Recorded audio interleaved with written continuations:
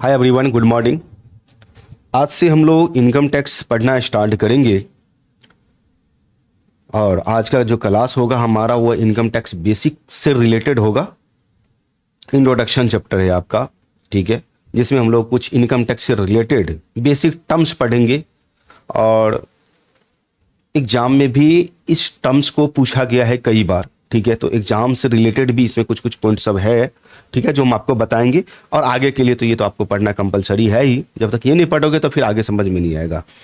फिलहाल income tax पढ़ने से पहले हम लोग, यानी कि स्टार्ट करने से पहले हम लोग कुछ कुछ पॉइंट है 2-4 मिनट आपको लेकर के हम समझा देते हैं, ठीक है, कि कैसे पढ़ना है, कौन सा बुक्स है, क्या नोट्स का मीडियम होगा, ये सारे पॉइंट सब किसके लिए है, बीकॉम बीबीए, ये सब के लिए, हम लोग किस यूनिवर्सिटी के लिए, किस सेमेस्टर के लिए, सारा चीज़ हम लोग थोड़ा सा डिस्कस कर लेते हैं 5 मिनट। उसके बाद हम लोग फाइनली स्टार्ट करेंगे।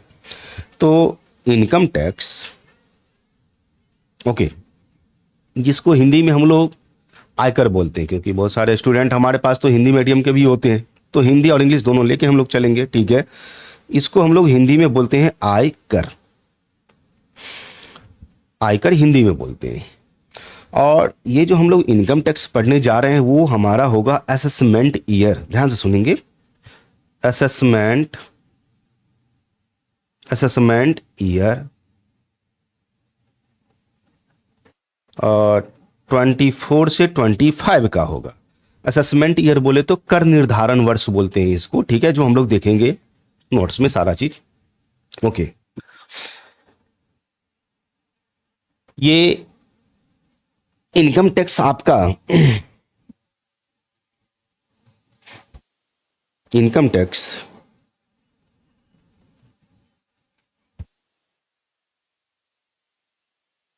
अब चाहे बीकॉम में है, किसी भी यूनिवर्सिटी से समझाते हैं अभी, या बीबीए में है, एमकॉम में है, या एमबीए में है, या सीए इंटर में ही क्यों ना हो आप, ठीक है, इन सभी के लिए है ये। और स्पेशल हम तो अपने यूनिवर्सिटी को ध्यान में रख के ही पढ़ाते हैं, लेकिन इस बार जो हम लोग इनकम टैक्स पढ़ेंगे, आप किसी भी स्टेट से हैं, any state any universities,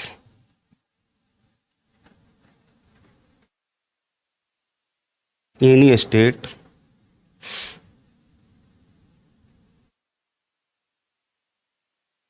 any university, आप किसी भी स्टेट से हैं या किसी भी यूनिवर्सिटी से, उस स्टेट के किसी भी यूनिवर्सिटी से है, ये मैटर नहीं करता है, ठीक है। हम सारे सिलेबस देखेंगे, लेकिन जैसे मान लो कि बिहार में जितने सारे यूनिवर्सिटी है, सारे यूनिवर्सिटी का एक ही सिलेबस है, ठीक है, सारे यूनिवर्सिटी के लिए एक ही सिलेबस है। झारखंड, यूपी, वहां पे जितने सारे यूनिवर्सिटी है, हो सकता है वहां पे अलग अलग यूनिवर्सिटी के लिए अलग अलग सिलेबस होगा, अलग अलग सिलेबस होगा। यूपी है तो वहां पे अलग अलग कॉलेज या यूनिवर्सिटी के लिए अलग अलग सिलेबस हो सकता है, ठीक है।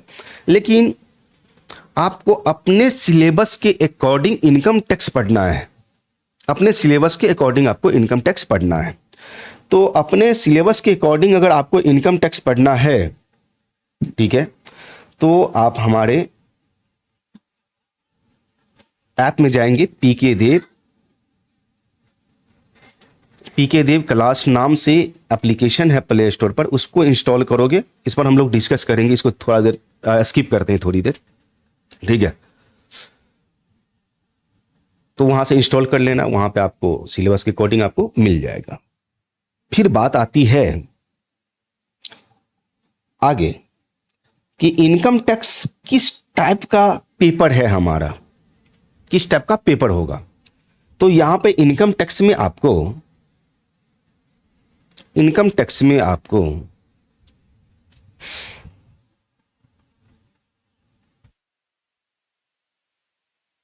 लॉ बेसिस, जितना भी थ्योरी है वो लॉ के आधार पे है, यानी कि लॉ बेसिस है। और इस लॉ के आधार पे हमें न्यूमेरिकल क्वेश्चन बोले तो प्रैक्टिकल क्वेश्चन भी देखना पड़ता है। ठीक है, न्यूमेरिकल क्वेश्चन बोले तो प्रैक्टिकल क्वेश्चन भी देखना पड़ता है, प्रैक्टिकल क्वेश्चन भी हमें देखना पड़ता है। यानी कि लॉ के आधार पर हम लोग प्रैक्टिकल क्वेश्चन बनाएंगे। अब लॉ जो जितना हम लोग देखेंगे वो थ्योरी हो गया आपका पूरा का पूरा, थ्योरी बेस हो गया। ये जो थ्योरी आपको हम प्रोवाइड करेंगे, आप तो बुक में जाओगे तो फिर यहां पर एक चीज और मेंशन कर ही देते हैं, बुक की बात कर ही लेंगे हम लोग। ठीक है, आगे फिर आएंगे उधर हम बात करेंगे। तो इनकम टैक्स हमारा लॉ और प्रैक्टिकल बेस पेपर है हमारा। लॉ बोले तो थ्योरी, हम लोग पहले थ्योरी देखेंगे फिर प्रैक्टिकल क्वेश्चन देखेंगे। यहां पे जब आप अपने बुक से थ्योरी पढ़ोगे तो बहुत कुछ समझ में आपको नहीं आएगा, 80% तक आपको समझ में नहीं आएगा कि कैसे बनाना है, क्या बोल रहा है, क्या करना है, नहीं करना है, ये आपको समझ में आएगा ही नहीं। इसीलिए अधिकतर स्टूडेंट के मन में भ्रम होता है ये कि भाई इनकम टैक्स बहुत भारी पेपर है। तो हम तो यही बोलेंगे, मानो तो देव नहीं तो पत्थर। अपने मन में जैसा भ्रम पालोगे वैसा ही आपको पढ़ाई भी मिलेगा। ऐसा कुछ नहीं है, बहुत आसान पेपर है, इजी पेपर है। हाँ, लॉ है तो लॉ में तो हम लोग छेड़खानी नहीं कर सकते हैं। लॉ को एज ए टीच पेश करेंगे, समझाएंगे आपको कि ये क्या कहता है, कैसे काम करना है, तो वो थोड़ा सा आपको याद करना पड़ेगा, बस इतना ही और कुछ नहीं है। हम जो आपको थ्योरी के लिए नोट्स प्रोवाइड करेंगे, नोट्स प्रोवाइड करेंगे, वो नोट्स आपको हिंदी मीडियम में भी होगा और इंग्लिश मीडियम में भी होगा, इंग्लिश मीडियम में भी होगा और हिंदी मीडियम में भी होगा। ओके, लेकिन यहां पे ज्यादा आप कोशिश करना, ज्यादा हम भी फोकस करेंगे। अगर आपको लॉ समझना है तो इंग्लिश को पकड़ के चलना है, हिंदी को नहीं। उसे तो बहुत सारे चैप्टर का हिंदी में भी नोट्स मिलेगा और इंग्लिश में भी। इंग्लिश में तो हर एक चैप्टर का मिलेगा, लेकिन बहुत सारे चैप्टर का हिंदी में भी आपको नोट्स मिलेगा, लेकिन उसी चैप्टर का मिलेगा जिस चैप्टर से एग्जाम में थ्योरेटिकल क्वेश्चन पूछा जाता है। एग्जाम में थ्योरेटिकल क्वेश्चन पूछा जाता है उस चैप्टर का। लेकिन जो न्यूमेरिकल बेस थ्योरी है हमारा, वो तो आपको पूरा का पूरा इंग्लिश में ही रहेगा। इंग्लिश में पढ़ोगे तो ही समझ में आएगा, और जब समझ में आएगा तो ही आप प्रैक्टिकल क्वेश्चन बना सकते हो, अदरवाइज आपको बहुत सारा प्रॉब्लम हो सकता है। ठीक है, तो ये चीज आप याद रखना। तो हिंदी और इंग्लिश दोनों मीडियम में आपको मिलेगा। इधर प्रैक्टिकल क्वेश्चन, अब प्रैक्टिकल क्वेश्चन जो बनाना है वो हमें बुक से बनाना है। वो हमें किससे बनाना है? बुक से बनाना है,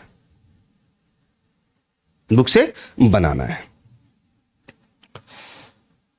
अब यहां पे जो बुक होगा हमारा, वो बुक होगा दो। अब कौन कौन बुक होगा वो बुक हम बात कर लेते हैं पहले।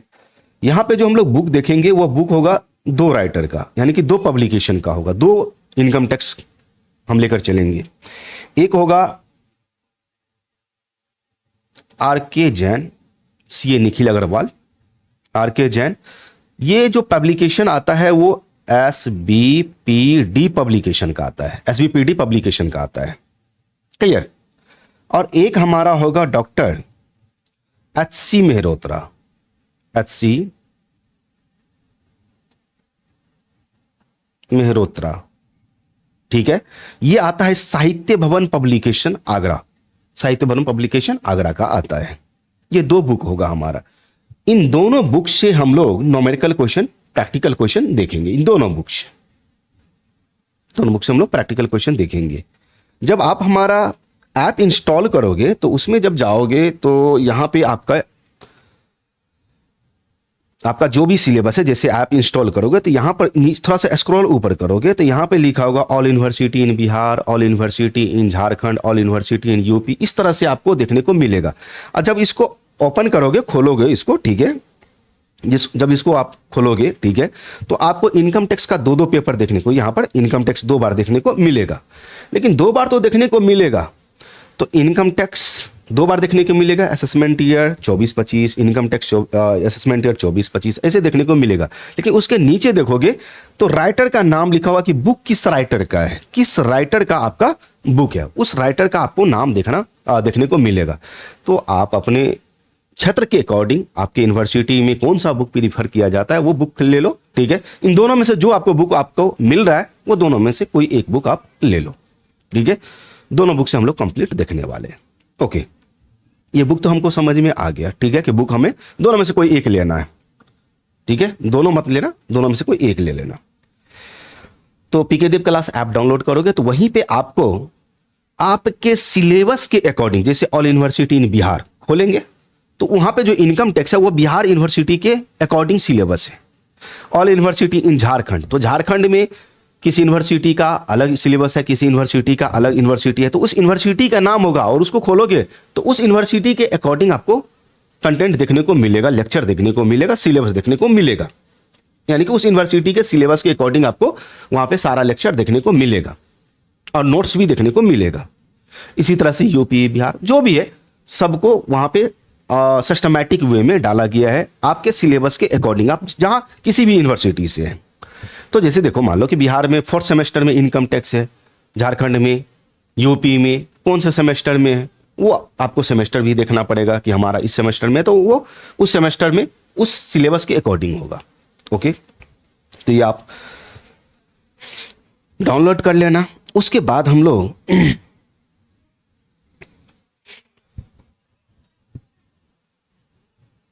बात करते हैं कि देखो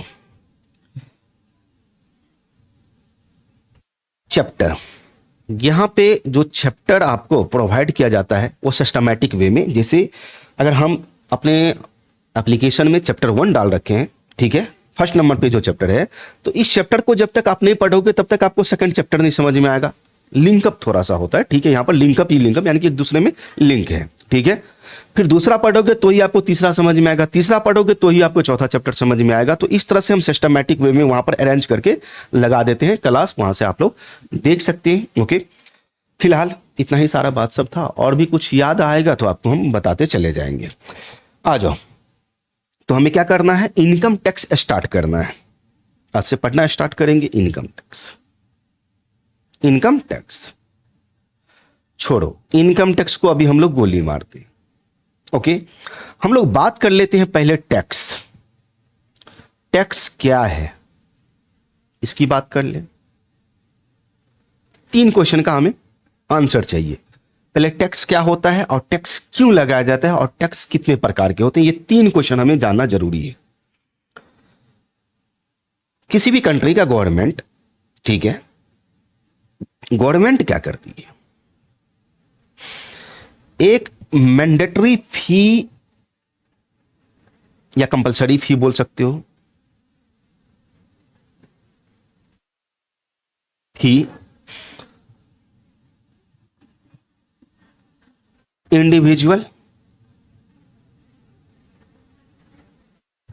या किसी ऑर्गेनाइजेशन पे, ऑर्गेनाइजेशन बोले तो कोई भी कंपनी, बिजनेस जो भी है, ठीक है, कोई भी संगठन है, चाहे ट्रेडिंग है, नॉन ट्रेडिंग है, कोई भी संगठन, संगठन मीन संगठन, कोई भी। तो गवर्नमेंट क्या करती है, एक मैंडेटरी फी लगाती है इंडिविजुअल या ऑर्गेनाइजेशन पर। ओके, ये जो लगाती है इसको बोलते हैं लेविड। क्या बोलते हैं, लेविड, या इंपोज करना, इंपोज करती है। किस पे करती है, इंपोज।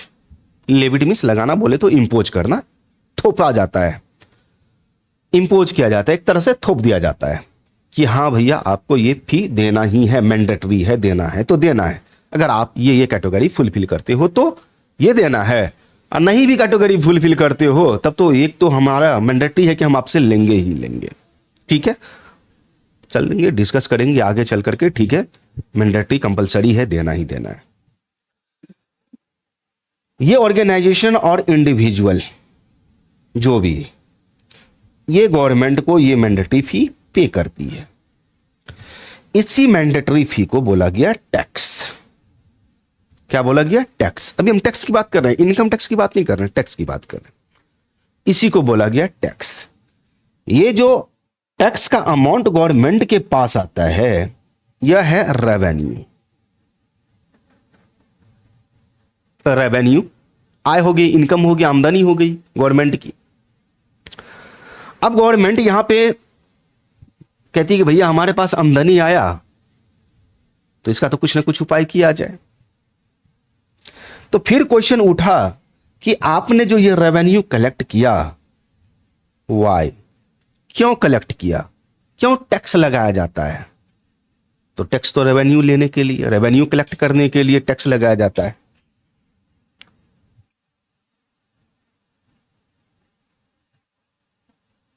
तो क्यों? कहा ये जो रेवेन्यू का अमाउंट आया, ये हम इसी इंडिविजुअल या ऑर्गेनाइजेशन पर खर्च करेंगे।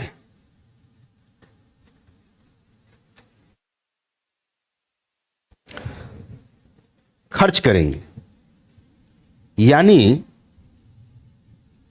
हम वेलफेयर का काम करेंगे, पब्लिक वेलफेयर का काम करेंगे। कहा ठीक है। अगर कोई व्यक्ति मैंडेटरी फी देता है और वह फी पुनः उस व्यक्ति पे ही खर्च किया जाता है, उस व्यक्ति पे ही खर्च किया जाता है, तो क्या सर जो व्यक्ति फी पे किया है उसी को ये वेलफेयर का फैसिलिटी यानी कि वेलफेयर की सुविधा मिलेगी, यानी कि बेनिफिट मिलेगा, या किसी अन्य व्यक्ति को भी मिलेगा? सबको मिलेगा। पब्लिक वेलफेयर नाम ही इसका हम दे देते हैं, पब्लिक वेलफेयर। एक इंडिविजुअल दे सकता है, लेकिन ये जो रेवेन्यू है उसका यूज पब्लिक वेलफेयर में होगा, पब्लिक वेलफेयर में होगा। एजुकेशन, हेल्थ, इंफ्रास्ट्रक्चर, रोड बनाना, डैम बनाना, हाईवे बनाना, डिफेंस सिस्टम हो गया, सुरक्षा के लिए डिफेंस जो मिलिट्री लोग हैं, एडमिनिस्ट्रेशन, इन सभी पर इस रेवेन्यू का यूज किया जाता है। अगर इस रेवेन्यू का यूज पब्लिक वेलफेयर के लिए नहीं किया जाए, डिफेंस पे नहीं किया जाए, तो सोसाइटी के लोग जिस तरह से अभी हम लोग देख रहे हैं उस तरह से आपको देखने को नहीं मिलेगा। अगर डिफेंस पे खर्च ना करे तो क्या पता जो आस पड़ोस के हमारे कंट्री है वो कब धावा बोल दे, तो हमारी सुरक्षा के लिए। लेकिन एक चीज है, जब ये इंडिविजुअल या ऑर्गेनाइजेशन ये फी पे करता है तो इसका कोई भी ये इंटेंशन नहीं होता है कि इससे हमें कुछ रिटर्न मिलेगा। ये उम्मीद नहीं करता है कि इससे हमें कुछ बेनिफिट मिलेगा, कोई इंटेंशन नहीं रहता है। ओके, तो पब्लिक वेलफेयर पर ये अमाउंट खर्च किया जाता है। रोड बनाना है, हाईवे बनाना है, डैम बनाना है, स्कूल बनाना है, एजुकेशन सिस्टम हो गया, उसके बाद डिफेंस सिस्टम हो गया, एडमिनिस्ट्रेशन हो गया, ये सब होती है जिसमें खर्च करती है पब्लिक, गवर्नमेंट खर्च करती है पब्लिक के ऊपर। क्लियर? नाउ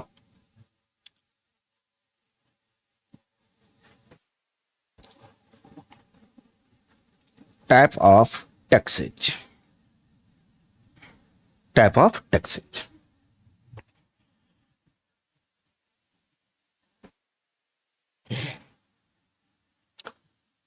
इंडिया के अंदर दो तरह का टैक्सेज है।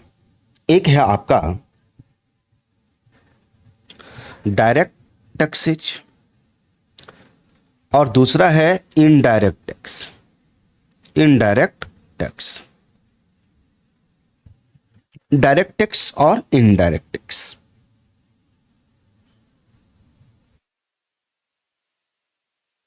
दोनों को समझते हैं। ताकि देख भाई,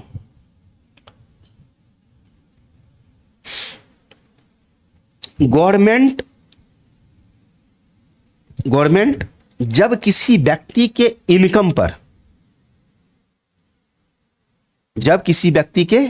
पर, या वेल्थ पर, फिलहाल हम लोग लेके चलते हैं इनकम, इसके इनकम पर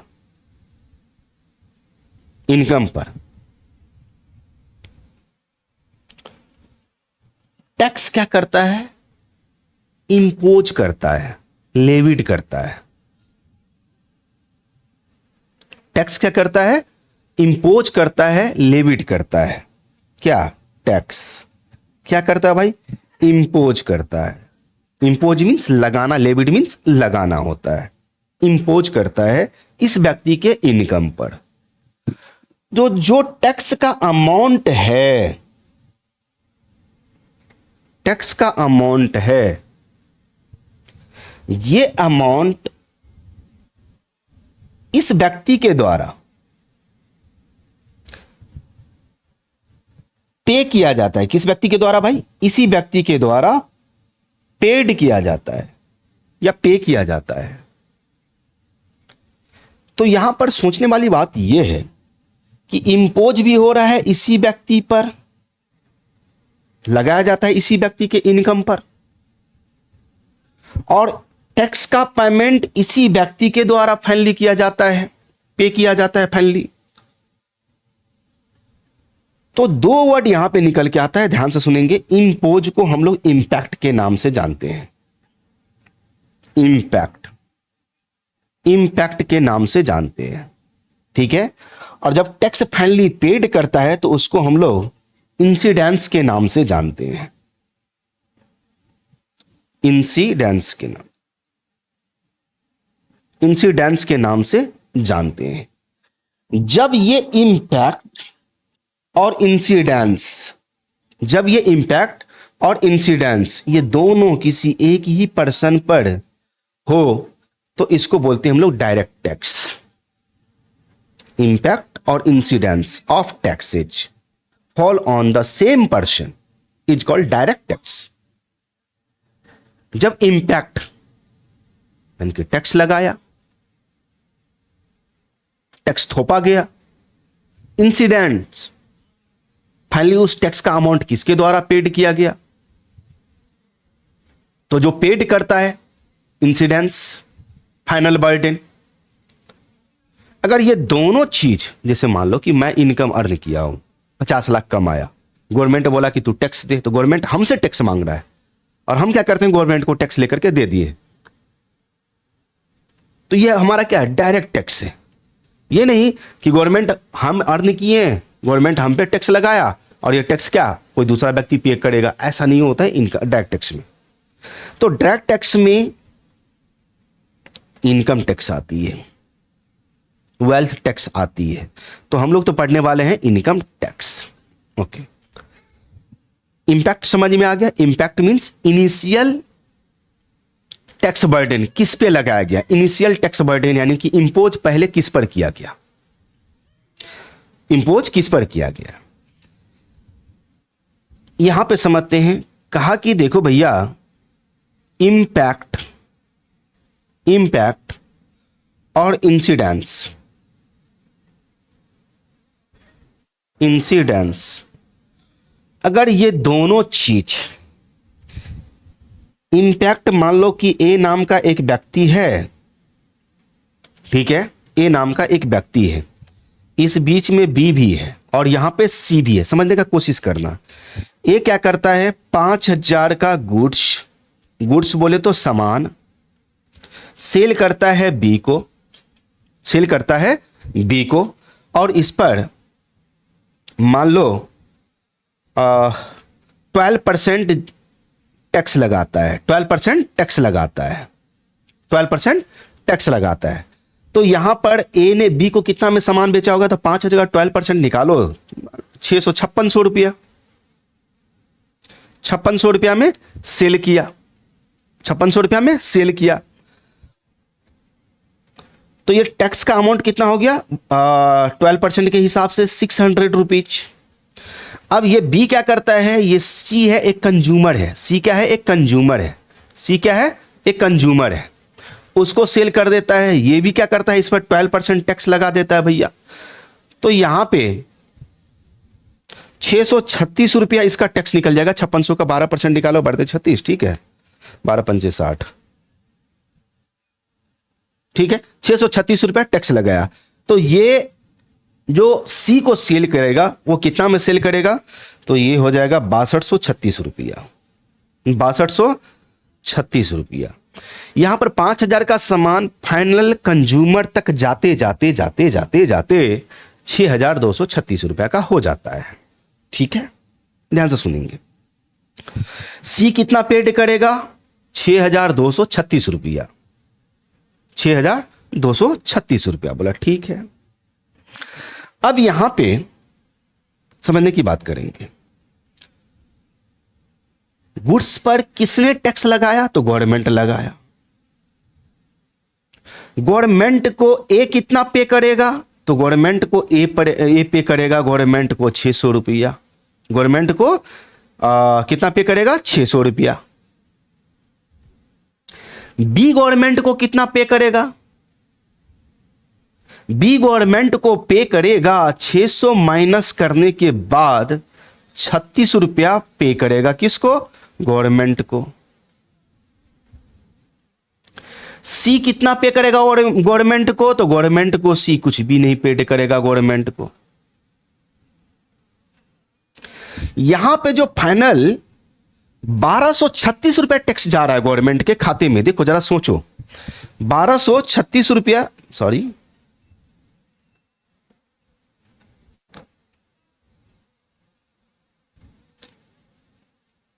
600 रुपया दे दिया तो यहां उन्हें टैक्स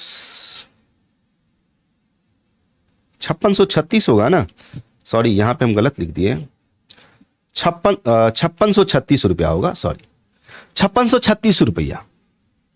तो यहां पर सामान का दाम कितना है? 5,000, टैक्स कितना? 636 रुपया एक्स्ट्रा जो उसे पे करना पड़ा। किसको? सी फॉर कंज्यूमर। बोले तो सी एक कंज्यूमर है, ठीक है, जो गुड्स का यूज करेगा अपने घर में, उसको 636 रुपया एक्स्ट्रा पे करना पड़ा। क्या सी गवर्नमेंट को पे कर रहा है? नहीं कर रहा है। क्या सी गवर्नमेंट को पे कर रहा है? नहीं कर रहा है, बिल्कुल नहीं कर रहा है। सी गवर्नमेंट को नहीं कर रहा है। गवर्नमेंट को बी कितना पे कर रहा है? तो गवर्नमेंट बी को कर रहा है 36 रुपया। जबकि 636 रुपया सी से लिया है बी, तो यहां पर 600 रुपया का क्या हो रहा है? इनपुट क्रेडिट लिया जा रहा है कि भैया बी कहता है कि हम ऑलरेडी हम लोग टैक्स का 600 रुपया, बी कहता है कि ऑलरेडी हम 600 रुपया ए को दे चुके हैं, तो ये 600 रुपया हम क्या करेंगे? एडजस्ट कर लेंगे। तो ये 600 रुपया कट कर लेता है, बच गया कितना? 36 रुपया। बच गया कितना भैया? 36 रुपया। ये 36 रुपया क्या किया जाता है? बी के द्वारा गवर्नमेंट को पे किया जाता है, बी के द्वारा गवर्नमेंट को पे किया जाता है। तो यहां पर देखो इंसिडेंस और इंपैक्ट अलग अलग व्यक्ति पर पड़ रहा है। इंसिडेंस और इंपैक्ट दोनों अलग अलग व्यक्ति पर पड़ रहा है ना। तो यहां पर देखो इंपैक्ट पड़ा इस पर, इंसिडेंस, फाइनल इंसिडेंस किस पे आ गया? सी पर।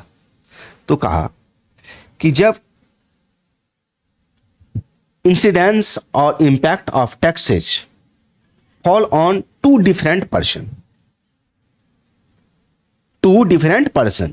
At least two different person. Government ए से जानता है कि भैया तुम 600 रुपया दोगे, लेकिन 600 रुपया ए अपने जेब से तो नहीं दे रहा है, किसके जेब से जा रहा है? तो ये 636 रुपया, तो टोटल का टोटल 636 रुपया किसके जेब से जा रहा है? सी के जेब से, सी के जेब से जा रहा है। तो ए तो अपने जेब से दिया नहीं। तो फाइनल जो बर्डन है, टैक्स का जो बर्डन है, वो किस पर जाके शिफ्ट हो गया? ए से बी पर, बी से किस पर? सी पर। और सी को अपने पॉकेट से ये देना पड़ेगा, लेकिन सी को पता भी नहीं चलेगा कि हम टैक्स का रुपया दिए हैं। आप कोई भी कपड़ा खरीदते हो, कोई मोबाइल खरीदते हो, कोई भी सामान अपने घर में खरीदते हो, आपको पता ही नहीं चलेगा कि हम टैक्स गवर्नमेंट को देते हैं। इसलिए बोला क्या? ये मैंडेटरी फी है, कंपलसरी फी है, इसीलिए इसको बोला गया कि ये मैंडेटरी फी है। आप खरीदोगे, आपको देना ही देना होगा। लेकिन इनकम टैक्स में ऐसा नहीं है, इनकम अर्न करोगे तो दोगे, अदरवाइज नहीं दोगे। उसका कंडीशन है, उसका स्लैब है, उसका टैक्स रेट है, सब कुछ अलग अलग दिया हुआ है। तो ये जो इनडायरेक्ट टैक्स है, इस इनडायरेक्ट टैक्स में आता है GST, GST and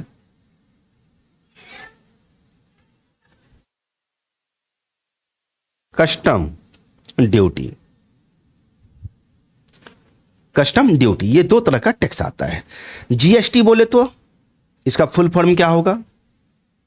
G stand for goods and लगा दो सर्विसेज।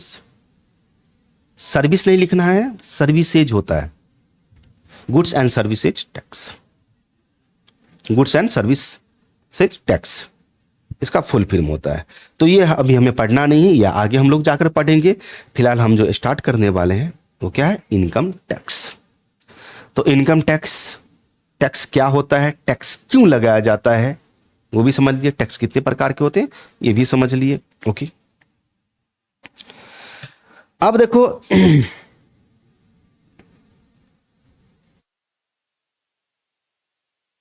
हमारे कंट्री के अंदर जितना भी बैंक है, हमारे कंट्री के अंदर जितना भी बैंक है, इसका एक माई बाप तो है, जन्मदाता तो है। जो भी बैंक है सबका माई बाप है, और सबका माई बाप एक ही है, जिसको हम लोग बोलते हैं RBI, reserve bank of India. उसी तरह से इनकम टैक्स का भी माई बाप है, इनकम टैक्स का भी माई बाप है, जिसका नाम है CBDT, central board of direct tax.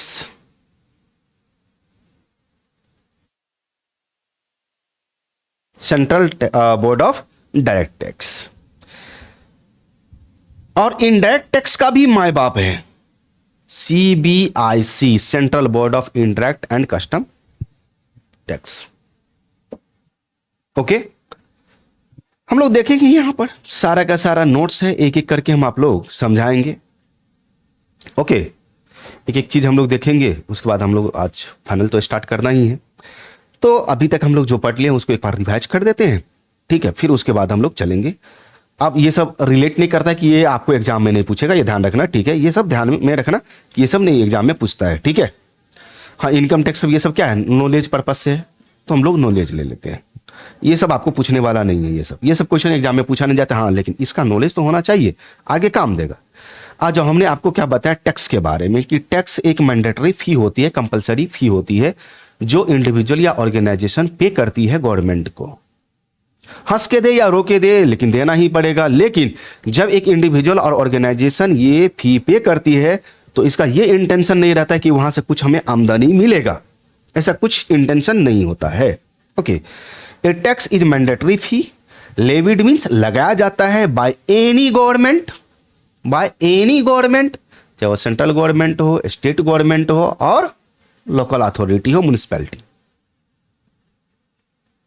Any government, central, state और लोकल, तीनों गवर्नमेंट की बात हो रही है। On an individual, individual means male भी हो सकता है, फीमेल भी हो सकता है। इंडिविजुअल मीन्स मेल भी हो सकता है और फीमेल भी हो सकता है। और एन ऑर्गेनाइजेशन, कोई भी बिजनेस किसी भी प्रकार का है, ट्रेडिंग हो, नॉन ट्रेडिंग हो। ओके, टू कलेक्ट रेवेन्यू, क्या किया जाता है भैया, कलेक्ट रेवेन्यू, रेवेन्यू कलेक्ट किया जाता है। यही फी जो मैंडेटरी फी है, यही रेवेन्यू बन जाती है। किस लिए? For public welfare, public welfare, जनता के कल्याण के लिए।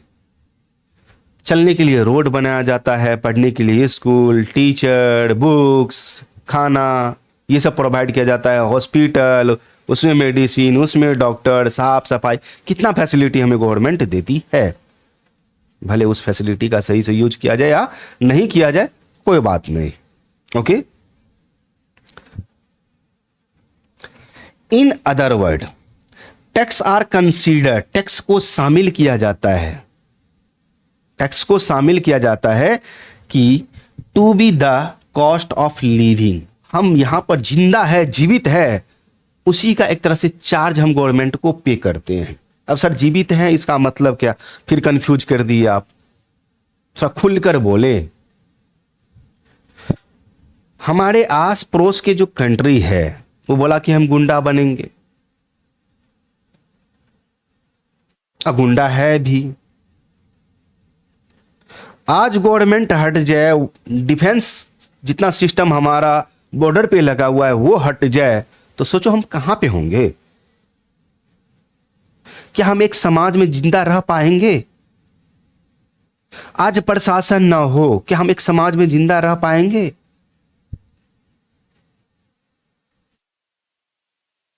ये जो मशीनरी चल रही है, जो पूरा सिस्टम बना हुआ है,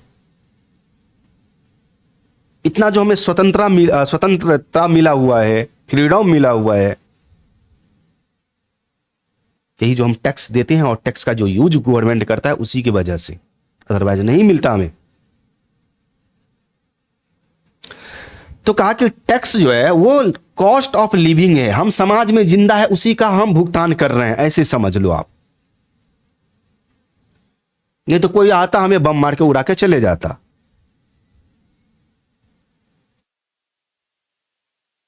cost of living in a society, tax are levied by the government to meet the common welfare expenditure. Common welfare expenditure, common जो होता है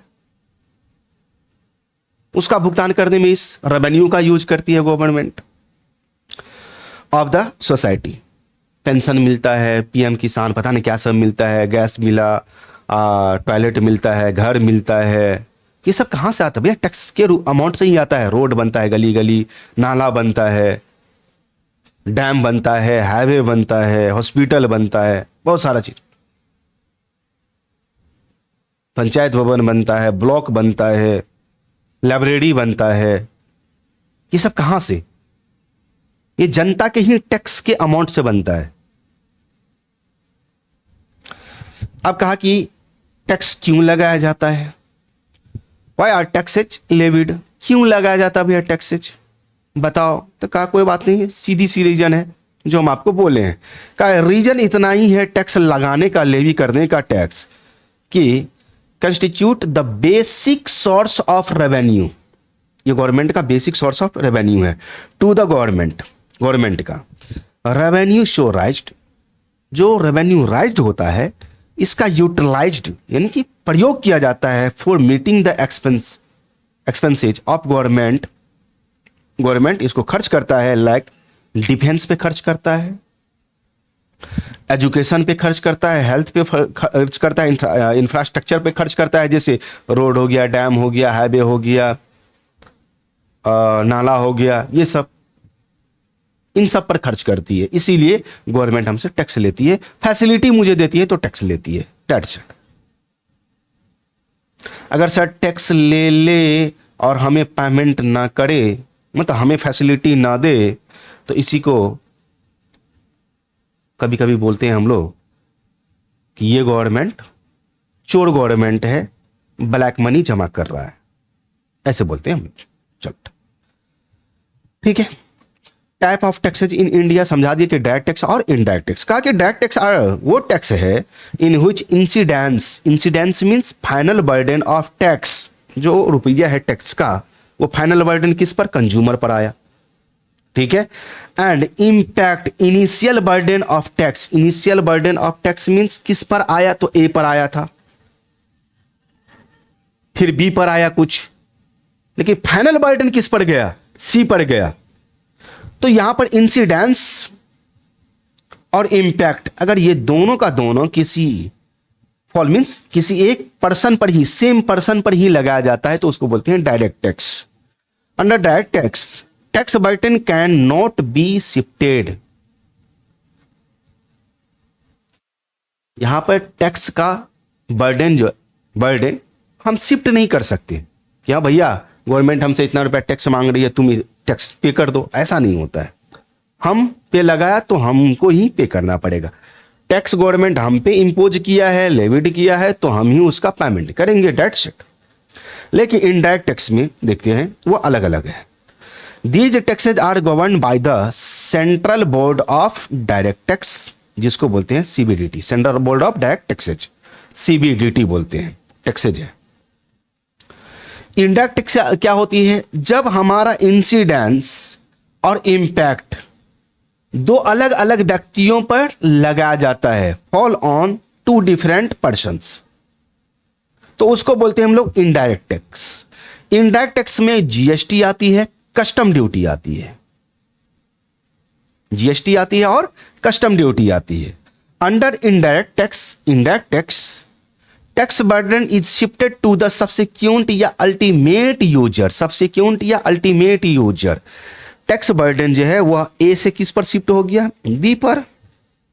यानी कि ए ने बी से लिया 600 रुपया, फिर ये बी से शिफ्ट किस पर हो गया, फाइनल कंज्यूमर पर।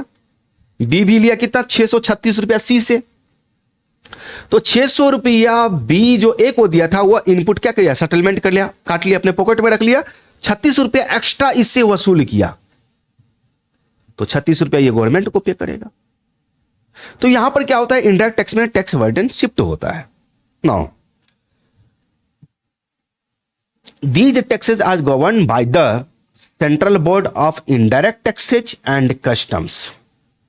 Indirect Taxes and Custom, इसको शॉर्ट में बोलते हैं CBIC।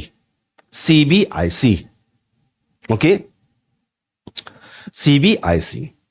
आज के क्लास में आप लोग याद रखना, आज के क्लास में एग्जाम से रिलेटेड जो क्वेश्चन है वो नहीं आएगा, वो हम नहीं आपको बताने वाले हैं आज के क्लास में। आज के क्लास में ऐसा सिर्फ नॉलेज के पर्पज से ही हमारा क्लास हो रहा है, और ये नॉलेज आपके लिए, अगर आप इनकम टैक्स पढ़ते हो तो ये नॉलेज आपके लिए कंपलसरी है कि होना ही चाहिए। लेकिन एग्जाम से रिलेटेड क्वेश्चन वो हम नेक्स्ट क्लास में देखेंगे, लेकिन आज सिर्फ नॉलेज के पर्पज से। तो सीबीडीटी को पावर दिया गया कि भैया पब्लिक से इनकम टैक्स वसूल करो और जमा करो गवर्नमेंट के खजाने में। गवर्नमेंट अपना खर्च करेगी पब्लिक वेलफेयर पर, ठीक है। तो इसके लिए क्या होता है, इंडिया में इनकम टैक्स लॉ बनाया गया। क्या बनाया गया, इनकम टैक्स लॉ, कानून बनाया जाता है। और ये जो कानून है सिर्फ ये एक बुक नहीं है, इसमें इनकम टैक्स लॉ में इनकम टैक्स एक्ट आता है, इनकम टैक्स रूल आता है, फाइनेंस एक्ट आता है, जो हमारा वित्त मंत्री each and every year finance bill पेश करती है पार्लियामेंट में, और दोनों सदनों से पास होती है, लोकसभा और राज्यसभा। फिर राष्ट्रपति का उस पर सहमति लिया जाता है, साइन करता है, तब जाकर फाइनेंस एक्ट बनता है, वो भी इसमें शामिल है। सर्कुलर एंड क्लैरिफिकेशन भी इसमें शामिल है, नोटिफिकेशन भी इसमें शामिल है, और जुडिशियल डिसीजन भी इसमें शामिल है, कोर्ट का निर्णय जिसको बोलते हैं। ये सब मिलकर के इनकम टैक्स लॉ बनाता है, इनकम टैक्स लॉ बनाता है। तो इसका कुछ एक्सप्लेनेशन देख ले, उसके बाद हमारा फाइनल तो होगा ही। सबसे पहले हम इनकम टैक्स एक्ट की बात करते हैं। इस एक्ट को एक तरह से समझो कि यह बुक है, इसमें लिखा है तो लिखा है, इसमें लिखा है तो लिखा है कि इस पर टैक्स लगेगा, इस पर टैक्स नहीं लगेगा, इस पर टैक्स लगेगा, इस पर टैक्स नहीं लगेगा, इस पर टैक्स नहीं लगेगा, इस पर टैक्स लगेगा, कितना रेट से लगेगा, ये सारी बात इनकम टैक्स एक्ट में लिखा हुआ है। ये इनकम पर टैक्स होगा, इस इनकम पर टैक्स नहीं होगा। ये सामान बेचोगे, टैक्स, सामान बेचने की बात कर रहे हैं। ये प्रॉपर्टी सेल करोगे, उस पर प्रॉफिट होगा तो उस पर टैक्स लगेगा या नहीं लगेगा, उसका एक्सप्लेनेशन इनकम टैक्स एक्ट में है। यानी कि इनकम टैक्स एक्ट यही हमें कहता है कि किस पर टैक्स लगेगा और किस पर टैक्स नहीं लगेगा, किस पर टैक्स लगेगा और किस पर टैक्स नहीं लगेगा, यानी कि कौन टैक्सेबल इनकम है और कौन टैक्सेबल इनकम नहीं है। यही बात है, मतलब किस पर लगेगा किस पर नहीं लगेगा, बस यही इतना ही बोल रहा है, सारा चीज उसमें लिखा हुआ है। इनकम टैक्स रूल कहता है अगर इस पर टैक्स लगेगा तो टैक्स का कैलकुलेशन कैसे होगा, इस पर टैक्स लगेगा तो टैक्स का कैलकुलेशन कैसे होगा, हाउ टू कंप्यूट, कैसे। यह कहता है कि इस पर लगेगा इस पर नहीं लगेगा, यह कहता है अगर इस पर लगेगा तो कैसे निकालेंगे, टैक्स का अमाउंट निकालेंगे कैसे, वो रूल बताता है कैलकुलेशन का। इनकम टैक्स रूल हमें कैलकुलेशन का रूल बताता है। कंफ्यूजन दूर हो गया? ठीक है, दोनों को देख लेते हैं। इंडिया में फर्स्ट टाइम क्या हुआ था, 1857 में सिपाही विद्रोह हुआ था। यहां पे नहीं लिखा है, चलो कोई बात नहीं। 1857 में सिपाही विद्रोह हुआ था, और इस सिपाही विद्रोह के कारण इतना क्षति हुआ कि उस क्षति का भरपाई करने के लिए ब्रिटिश गवर्नमेंट ने एक कानून ही बनाया जिसको इनकम टैक्स एक्ट बोलते हैं। पूरा बुक ही लिख डाला।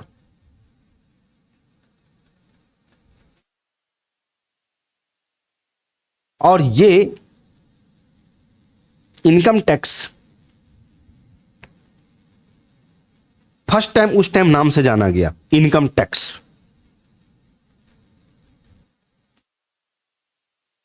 और फर्स्ट टाइम ये जो आया वह 1860 में लाया।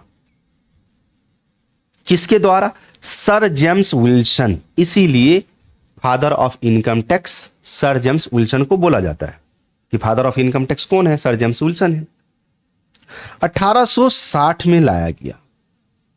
और ठीक 100 साल बाद जब हमारा भारत स्वतंत्र हुआ, आजादी मिली,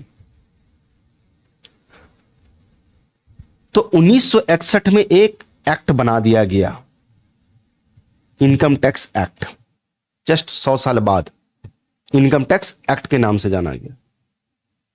और 1961 से लेकर के कई बार इसमें अमेंडमेंट का मतलब बदलाव। अमेंडमेंट मीन्स क्या होती है? बदलाव, चेंज।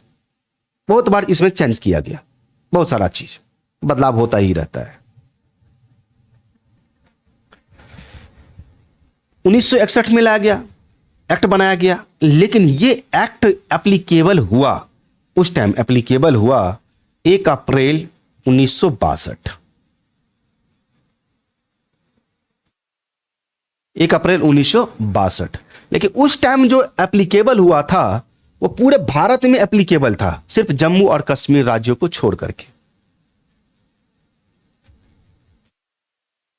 फिर बाद में उसे भी शामिल कर लिया गया, ठीक है, कुछ शर्त पे शामिल किया गया। नौ फिलहाल उतना नहीं। अभी क्या है, पूरे भारत में जम्मू कश्मीर सब हर एक जगह यह इनकम टैक्स एप्लीकेबल है। It applies to whole India, पूरे भारत, संपूर्ण भारत में लागू होता है। इट कंटेन्स सेक्शन 298, यानी कि 1 से लेकर के 298 इसमें सेक्शन है, सिर्फ सेक्शन है।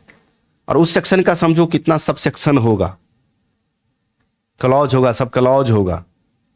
एंड शेड्यूल 14, 1 से लेकर के 14 शेड्यूल है। 298 सेक्शन है और 14 शेड्यूल है, ठीक है। तो इनकम टैक्स रूल लिखा गया, बस एक्ट कानून बना गया कि क्या कौन सा इनकम टैक्सेबल होगा, कौन सा इनकम टैक्सेबल नहीं होगा। सिर्फ इतना ही इनकम टैक्स में बोला गया, एक्ट में बोला गया। लेकिन रूल कहता है क्या? रूल क्या कहता है? The administration of direct tax is looked after by central government of direct tax, CBDT. ये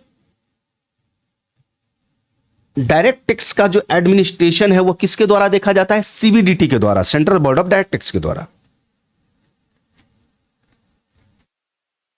सीबीडीटी के द्वारा। सीबीडीटी को एम्पावर दिया गया, उसे पावर दिया गया टू मेक रूल्स, उस रूल बनाने के लिए, ठीक है, to make rules for carrying out the purposes of act. Act को बनाए रखने के लिए उसे एम्पावर दिया जाता है कि आप रूल बनाओ, जो रूल बनाते हैं। और रूल क्या कहता है? हाउ टू कंप्यूट, कैसे कैलकुलेशन करना है। Okay, for the proper administration of the income tax act the CBDT frames rule from time to time.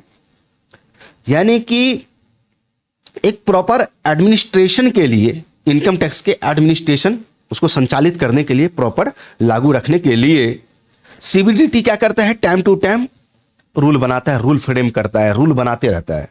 Okay, these rule are collectively called income tax rule, income tax rule 1962। तो income tax act 1961, income tax rule 1962। इतना याद हो गया, clear. अब आती है finance act.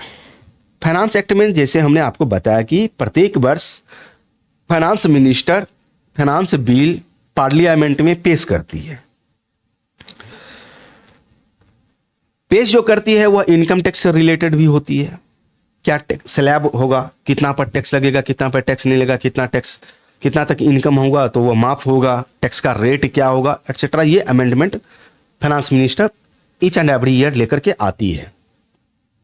जब finance bill लेकर के फाइनेंस मिनिस्टर आती है पार्लियामेंट में, डिस्कस होता है दोनों सदनों में, लोकसभा और राज्यसभा। डिस्कस होने के बाद जब लोकसभा और राज्यसभा से ये पास हो जाती है तो फिर प्रेसिडेंट का कंसेंट लिया जाता है, सहमति लिया जाता है, सिग्नेचर लिया जाता है कि हाँ भैया हमारा जो सर्वोच्च पद पे है वह सहमत है या नहीं। ठीक है, तो राष्ट्रपति का वहां पे शासन लिया जाता है, सहमति लिया जाता है। जब वो सहमति दे देते हैं तो ये जो इनकम फाइनेंस एक्ट है वो फाइनेंस एक्ट बन जाता है, यानी कि फाइनेंस बिल था वो अब एक्ट बन जाता है, एक कानून बन जाता है। ठीक है, फिर उस एक्ट को इनकम टैक्स एक्ट में इनकॉर्पोरेट कर दिया जाता है, इनकम टैक्स लॉ में लाया जाता है। ठीक है, now every year the finance minister of central government of India presents the budget to the parliament, यानी कि फाइनेंस बिल लाती है। once the finance bill is approved by the both the houses of parliament and get the assent means सहमति of the president of India, it becomes the finance act। ये finance act बन जाता है। the provision of such finance act are thereafter incorporated in the income tax act। incorporated का मतलब शामिल कर लिया जाता है इनकम टैक्स एक्ट में। उसके बाद जब फाइनेंस एक्ट बन जाता है तो उसको इनकम टैक्स एक्ट में शामिल कर लिया जाता है। नौ जरा देखें circular and clarification. Circular and clarification क्या कहता है कि सर्कुलर, कोई भी रूल बनाना है तो सर्कुलेट करो भैया। Circular are issued by the CBDT from time to time to deal with certain specific problem। अगर कोई विशेष समस्याएं आती है, ठीक है, कोई विशेष समस्याएं आती है तो उसको सॉल्व करने के लिए सर्कुलर्स जारी करती है। And to clarify doubt regarding the scope and meaning of the provision which have to be followed and applied by the income tax authority। Income tax authority ने जो प्रोविजन बनाकर दिया है, इस प्रोविजन में इनकम टैक्स ऑफिसर को और करदाता को, एसएससी को, यानी कि उस व्यक्ति को जो टैक्स देने वाला है, उसके बीच कोई कंफ्यूजन है तो वो क्या करता है, सर्कुलर एंड क्लैरिफिकेशन इशू कर देती है। यहां भैया ये चीज है, ये चीज है, ये चीज है। ठीक है, कोई भी अगर डॉट होता है तो उसको क्लेरिफाई कर देता है। नोटिफिकेशन क्या होता है, तो कोई भी नोटिफिकेशन का मतलब क्या, भारत सरकार का अपना एक गजट वेबसाइट है, कोई भी कानून बनता है तो नोटिफिकेशन जारी कर देता है कि भैया ये चीज लागू हो गया notification. Income tax rule are made applicable by notification. कोई भी रूल अगर बनाया जाता है और उसे एप्लीकेबल कराना है, लागू करवाना है, तो उसके लिए भैया आपको गजट ऑफ इंडिया पर आपको नोटिफिकेशन डालना पड़ता है। गजट ऑफ इंडिया पर आपको नोटिफिकेशन डालना पड़ता है।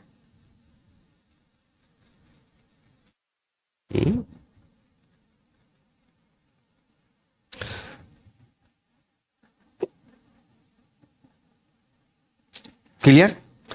अब यहां पर बात आती है judicial decisions. Judicial decision means court का निर्णय,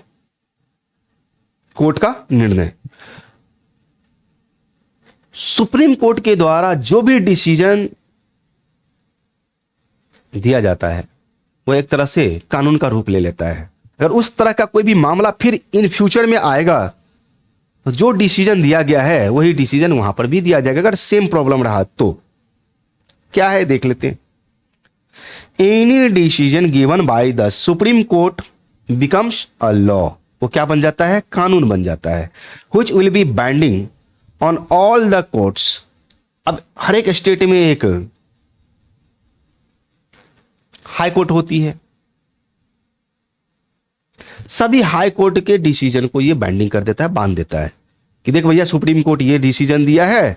अब हर एक स्टेट गवर्नमेंट को अगर उस तरह का केस आता है तो सुप्रीम कोर्ट अब मत जाने देना, स्टेटमेंट में ही हाई कोर्ट में निपटा लेना। डिसीजन तो आपको पता ही चल गया, केस ये है, ऐसा ऐसा मामला हुआ, ऐसा ऐसा केस आता है, ऐसा ऐसा मामला आता है, तो यहीं पे निपटा लेना अपना, सुप्रीम कोर्ट में ना जाए। Okay. Appellate tribunal, the income tax authority as well as on all the एसएससीज। ये क्या करता है, कोर्ट को तो ये डिसीजन मानता ही। अपीलेट ट्रिब्यूनल है उसको भी बाइंडिंग करता है।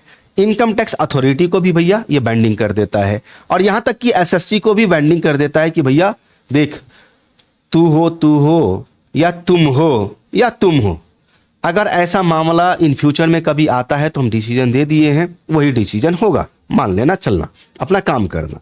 तो ये होती है जुडिशियल डिसीजंस। तो इसको भी इनकम टैक्स लॉ में शामिल किया जाता है, इसको भी इनकम टैक्स में शामिल किया जाता है। अब जो हमारा यहां से जो क्वेश्चन आता है, पॉइंट आता है, जो भी है वीवीआई सब है और एग्जाम से रिलेटेड है, एग्जाम में पूछा भी जाता है, ये चीज हम लोग नेक्स्ट क्लास में देखेंगे। आज हमारा फर्स्ट क्लास था, बहुत सारा क्लास तो मतलब बहुत सारा पॉइंट तो हम लोग डिस्कशन पे ही ले लिए, आपको समझाने पे ही ले लिए। जो चीज मुझे समझाना लगा कि हाँ ये बहुत जरूरी है, समझाना ही पड़ेगा, ठीक है, तो वो चीज हम आपको समझा दिए, नेक्स्ट क्लास में हम लोग देखेंगे। ओके, स्टार्ट हुआ है तो धीरे धीरे आज का क्लास स्लो ही समझो, ठीक है। तो आज के लिए इतना ही रहेगा, मिलेंगे नेक्स्ट क्लास में अपने लोग। ओके, नेक्स्ट क्लास में हम लोग देखेंगे क्या सब है, नहीं है, क्लियर। टाइम हो चुका है। इसी तरह से स्लो देखो, लॉ है तो हमें लॉ की तरफ पढ़ना पड़ेगा, ठीक है। यार डेबिट क्रेडिट नहीं है कि रट्टा लगा लो भैया, debit the receiver credit the giver, आओ जाओ सनम, आओ सनम जाओ सनम, डेबिट क्रेडिट करते रहो सनम, ऐसा नहीं है। अरे गुंडा बनेंगे तो अच्छे तरीके से गुंडा बनेंगे। अगर गुंडा बनना ही है इनकम टैक्स में तो अच्छे तरीके से गुंडा बनेंगे। अब गुंडा बनने का मतलब क्या होता है,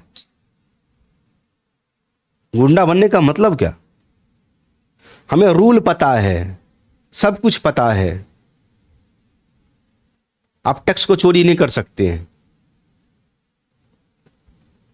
गवर्नमेंट अपना पावर लगाता है, लेकिन हम लोग अपना पावर लगाएंगे टैक्स चोरी करने का, गुंडा बनेंगे। तो जब तक इनकम टैक्स का पूरा कंप्लीट नॉलेज नहीं होगा तब तक आप गुंडा बनोगे कहां तक। तो गुंडा बनना अपने को मींस पूरे इनकम टैक्स का अच्छे से नॉलेज लेना है। और ये देखो, कोई जरूरी नहीं है कि जो कॉमर्स स्टूडेंट है, ठीक है, उसी को ये इनकम टैक्स का नॉलेज जरूरी है। भाई कोई भी पढ़ सकता है इस, कोई भी, इसका नॉलेज हर एक को होना चाहिए आज के डेट में, क्लियर। चलिए ठीक है, आज के लिए इतना ही रहने दें, मिलते हैं नेक्स्ट क्लास में। Okay, bye.